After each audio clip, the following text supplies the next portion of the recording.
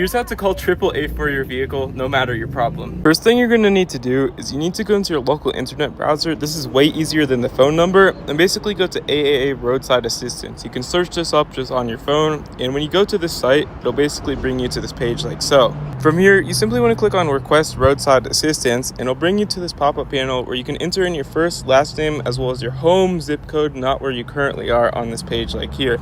Once you've done that, you simply click on confirm and you'll be in your account. From here, you can simply search for your current location just like this. Pro tip, if you don't know your current location, just go to Google Maps, drop a pin, and basically copy the address and then paste it in the box. And provide all the details for what's wrong with the vehicle at the current moment. Once you've done that, you simply select your issue, whatever you're trying to have be fixed, and simply click on OK. And you can see right here, we can choose the vehicle that is currently on file. If it's not, you can simply add a vehicle on this page and basically select the year of the car and basically any and all other information about the car. You can see I'm just simply filling it out. It's really easy to do. And once you've confirmed your car's information, you simply want to select it just on the screen like so. In doing so, it'll basically bring you to this page and you can submit your request using all your current information, whether you want to schedule it for now or later if it's like the middle of the night and you just don't want to do it right now. But I'm going to do it for now. And you can see right here, our work order is submitted and they'll be here within a few minutes. They'll basically stay in touch, communicate with you when they're actually coming. About 2 minutes later, after I ended this video, they called me and they said they would be on their way within 20 minutes. And this is them jump starting the car literally 20 minutes later or whatever your issue is. And hopefully this was helpful and hopefully your issue is fixed fast. Thanks for watching.